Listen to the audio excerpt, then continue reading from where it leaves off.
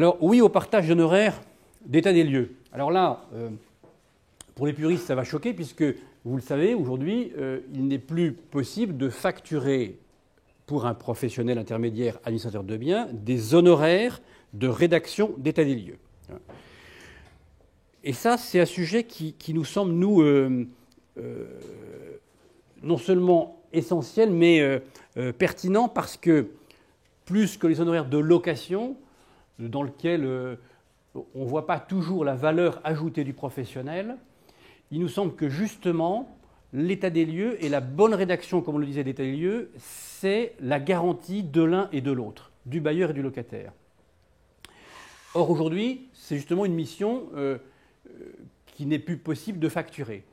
Et on s'aperçoit que la moitié des réclamations en gestion locative viennent d'un état des lieux d'entrée ou de sortie ou d'imputation de travaux et de réparations locatives qui sont discutés et qui ne sont pas acceptés par les locataires.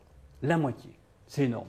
Donc on voit bien qu'il y a un vrai besoin d'avoir des gens qui soient compétents dans la rédaction de ces états des lieux et qui puissent garantir tant le bailleur que le locataire sur l'interprétation qui en sera faite.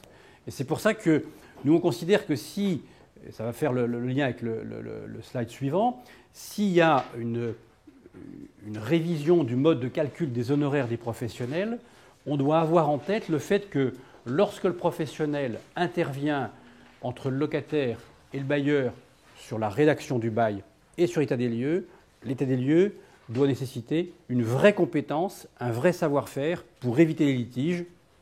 Donc, ça seulement justifierait une quote-part de rémunération.